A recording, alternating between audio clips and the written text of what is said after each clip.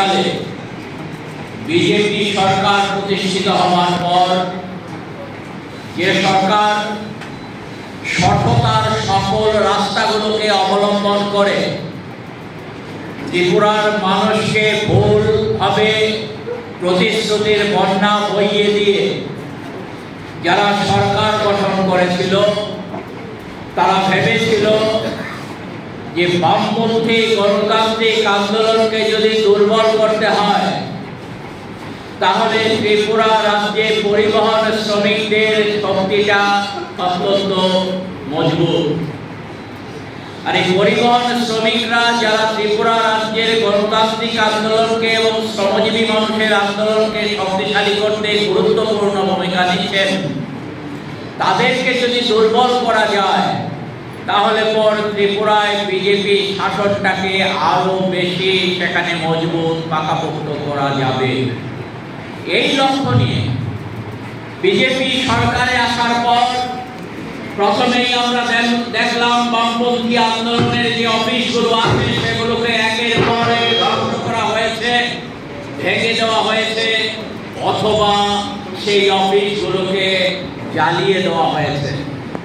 এর পাশাপাশি শ্রমজীবী মানুষের রুটি রুজির জন্য তারা যে পথ পরিবহনের সাথে যুক্ত আছেন সেই পরিবহনের সময়টাতে তারা তাদের অফিসটাতে খানিকটা সময় বিশ্রামের জন্য ব্যবহার করতেন। যেখানে যেখানে রাজ্যের সর্বত্র প্রতিটি মহকুমায় প্রতিটি এলাকায় যেখানে এই পরিবহন শ্রমিকদের অফিস ছিল, এই অফিস প্রায় ৭৯টা অফিস আমাদের ত্রিপুরা রাজ্যে বিজেপি সরকার এসে হয় ভেঙেছে, না হয় জ্বালিয়ে দিয়েছে।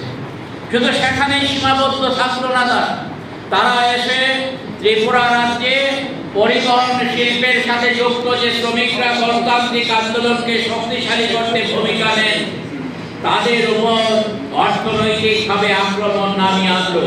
কারোর অটোরিকশা জ্বালিয়ে দিল, কারোর গাড়ি জ্বালিয়ে দিল, কারোর লাইনে সেখানে গাড়ি চলতে বাধা দেওয়া হলো, বন্ধ করে দেওয়া হলো।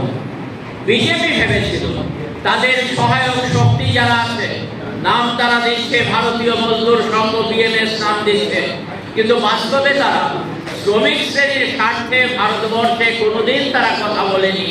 তাদের একমাত্র লক্ষ্য হচ্ছে আমাদের দেশে পুঁজিপতিদের স্বার্থকে রক্ষা করার জন্য শ্রমজীবী মানুষকে কিভাবে বিভ্রান্ত করা যায়, ভুল পথে পরিচালিত করা যায়, তথাকথিত শ্রমিক শ্রেণীর বন্ধু সেজে পুঁজিপতিদের স্বার্থ রক্ষা করবার জন্য কিভাবে কাজ করা যায়, এটাই যেখানে ভারতীয় মজদুর সংঘের লক্ষ্য। সেই জায়গায় বিজেপি এবং ভারতীয় মজদুর সংঘ যুগপৎ আমাদের ত্রিপুরা রাজ্যে পরিবহন শিল্পের শ্রমিকদের দারুণভাবে অর্থনৈতিকভাবে শারীরিকভাবে আক্রমণের শিকার করে, এবং এর ফলে তারা ভেবেছিল এই আন্দোলনটা দুর্বল হয়ে যাবে। পরিবহন শ্রমিক যারা আছেন তারা বাধ্য হবেন ওই বিজেপির সাথে যেতে, বিএমএস এর সাথে যেতে। তারা এটা ভেবেছিল যে এর মধ্য দিয়ে ত্রিপুরা রাজ্যের গণতান্ত্রিক আন্দোলনকে তারা দুর্বল করতে পারবেন, কিন্তু আমরা দেখলাম তারা মূর্খের স্বর্গে বাস করছে। আমাদের ত্রিপুরা রাজ্যে পরিবহন শিল্পের যে স্থির দ্বারা আছে, যারা ত্রিপুরা রাজ্যের গণতান্ত্রিক আন্দোলনকে শক্তিশালী করছে, যার মধ্যে ত্রিপুরা রাজ্যের অটোরিকশা ওয়ার্কার্স ইউনিয়ন একটা গুরুত্বপূর্ণ ভূমিকা পালন করছে, অটো শ্রমিকরা গুরুত্বপূর্ণ ভূমিকা পালন করছে। তাদের সাহসী দৃঢ়তা, এই দৃঢ়তাকে তারা নিচু করতে পারেনি। বিজেপির পক্ষে সম্ভব হয়নি, বিএমএস এর পক্ষে সম্ভব হয়নি। আমাদের লক্ষ্য করলাম আমরা সেখানে সারা রাজ্যে আজকে একের পর এক অটো শ্রমিকরা সিআইটিউর অন্তর্ভুক্ত ত্রিপুরা অটোরিকশা ওয়ার্কার্স ইউনিয়নের সভ্যপদ নেওয়ার জন্য নিজেরা স্বতঃপ্রণোদিতভাবে এগিয়ে আসছেন। এমন একটা জায়গা নেই ত্রিপুরা রাজ্যে যেখানে নতুনভাবে অটোরিকশা ইউনিয়নের মধ্যে শ্রমিকরা যুক্ত হচ্ছেন না। ঠিক একইভাবে পরিবহন শিল্পের অন্য ইউনিয়নগুলোতে আমরা এই জিনিসগুলো লক্ষ্য করছি। কেন এটার মধ্য দিয়ে তারা ভেবেছিল যে তারা তাদের শক্তি যারা মনে করেছিল বাড়াবে।